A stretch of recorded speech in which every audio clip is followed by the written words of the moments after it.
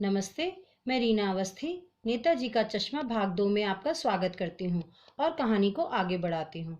दूसरी बार हालदार साहब जब कस्बे से गुजरे तो उन्हें मूर्ति में कुछ अंतर दिखाई दिया। उन्होंने ध्यान से देखा तो चश्मा कोई दूसरा है। पहले मोटे फ्रेम वाला चकोर चश्मा था, अब वहाँ गोल तार के फ्रेम वाला दूसरा चश्मा है। हालदार साहब की जिज्ञासा और अधिक बढ़ गई। अरे वाह, क्या आइडिया है! मूर्ति कपड़े तो बदल नहीं सकती, चलो चश्मा ही बदल दिया। हालदार साहब तीसरी बार कस्बे से गुजरे तो उन्होंने मूर्ति पर नया चश्मा देखा। अब हालदार साहब को एक आदत सी हो गई थी कि जब भी कस्बे से गुजरते तो चौराहे पर रुकते, पान वाले की दुकान से पान खाते और मूर्ति को निहारते। एक बार जब उनकी जिज्ञासा ज्यादा बढ़ गई तब उन्होंने पान वाले से पूछ ही लिया है, तुम्हारे नेताजी का चश्मा तो हर बार ही बदल जाता है। पान वाले के खुद के मुंह में पान ठुसा हुआ था। जैसा कि मैंने पहले ही आपको बताया कि वह हर वक्त पान खाता रहता था। वह खुशमिजाज व्यक्ति था। हालदार साहब का प्रश्न सुनकर वह आंखों ही आंखों में हंसा, थिरकी अर्थात हिली और पान खाने से लाल काली बत्ती सी दिखाई दी। बत्ती सी अर्थात दांत। पान थूक कर बोला, कैप्टन चश्मे वाला रोज बदलता है। हालदार साहब समझ नहीं पाए, बोले रोज चश्मा क्यों बदल देता है? तो पान वाला अपनी भाषा में बोला, कोई ग्राहक आ गया, उसको चौड़े चौखट वाला चश्मा चाहिए तो कैप्टन कहाँ से लाएगा? तो मूर्ति पर से उतार कर दे दिया, दूसरा चश्मा लगा दिया। अब हालदार साहब को बात समझ में आने लगी कि एक चश्मे वाला है जो कैप्टन है, जिसे नेताजी की बगैर चश्मे वाली मूर्ति बुरी लगती होगी, बल्कि आहत करती होगी। अपनी फेरी में से अर्थात एक ऐसी दुकान जो साइकिल या रेडी पर हो और एक जगह से दूसरी जगह आ जा सकती हो, ऐसी फेरी में से उपलब्ध चश्मों में से एक चश्मा नेताजी की मूर्ति पर लगा देता होगा, ऐसा अंदाजा लगा रहे थे हालदार साहब। भाई वाह, खूब अच्छा आइडिया है। उनके मन में यह बात आने लगी, लेकिन बात अभी भी समझ में नहीं आई कि नेताजी का ओरिजिनल चश्मा कहाँ गया।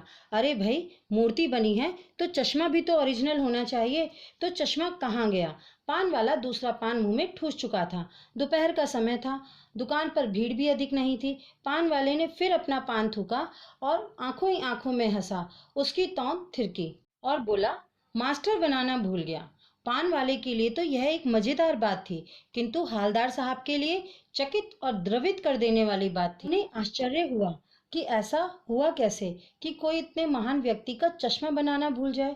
वह इन्हीं ख्यालों में खोए पान के पैसे चुकाकर चश्मे वाले की देशभक्ति के प्रति नतमस्तक होते हुए चल दिए, अर्थात आदर भाव से सर झुकाना। और वह जीप की तरफ चल पड़े। मुड़ मुड़कर मूर्ति को देखते, कभी रुकते तो कभी आगे चलते। फिर मुड़कर पान वाले के पास जाकर पूछा, क्या चश्मे वाला कैप्टन नेताजी का कोई साथी है या हिंद फौज का भूतपूर्व सिपाही है? पान वाला नया पान खाने ही वाला था। पान को 1.5 इंच दूर रखकर लाल काली बत्ती सी दिखाकर बोला, नहीं साहब, वो लंगड़ा क्या जाएगा फौज में, पागल है पागल।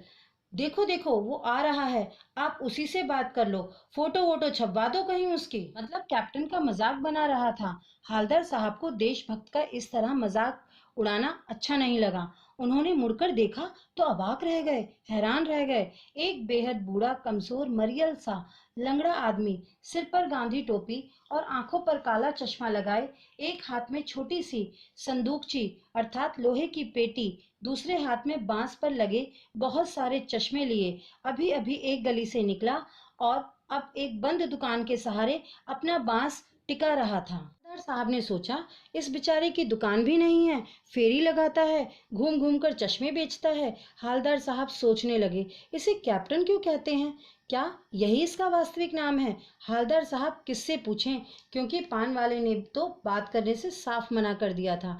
और दूसरी ओर हालदार साहब का ड्राइवर भी बेचैन हो रहा था कि और कितनी देर हालदार साहब के लिए रुकना पड़ेगा। उसे अपने भी कई काम थे। हालदार साहब जीप में बैठकर चले गए और 2 साल तक हालदार साहब अपने काम के सिलसिले में कस्बे से गुजरते रहे और नेताजी के बदलते हुए चश्मों को देखते रहे। कभी गोल, कभी चकोर, कभी लाल, कभी काला, कभी धूप वाला, कभी बड़े कांच वाला था। चश्मों को बदलता देख हालदार साहब बहुत खुश होते। एक बार उन्होंने देखा मूर्ति पर कैसा भी चश्मा नहीं था। उस दिन पान की दुकान भी बंद थी और चौराहे की अधिकांश दुकानें भी बंद थी। अगली बार फिर मूर्ति पर चश्मा नहीं था।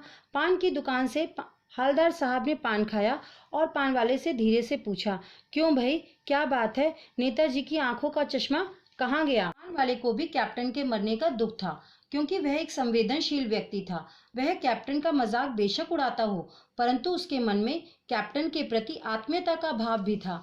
हवलदार साहब कुछ पल चुपचाप खड़े रहे। उन्हें भी कैप्टन के मरने का बहुत दुख था।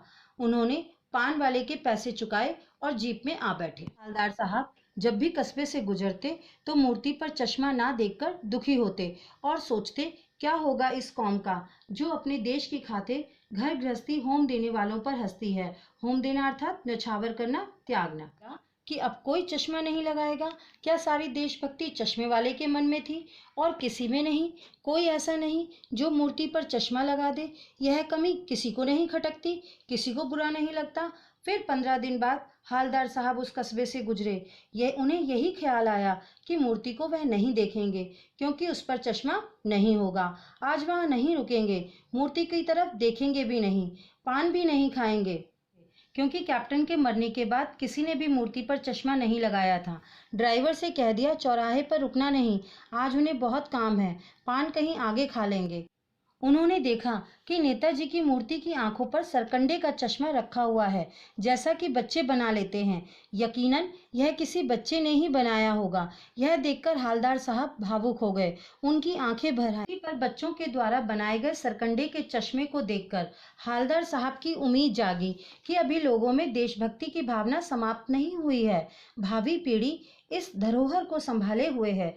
बच्चों में देश प्रेम का जज्बा है। आज के बच्चे कल का भविष्य हैं। अर्थात देश की भावी पीढ़ी में देशभक्ति की भावना आज भी जीवित है। हवलदार साहब को यह आभास हुआ कि कैप्टन मरकर भी उस कस्बे के बच्चों में जीवित है, अर्थात देश का भविष्य सुरक्षित है।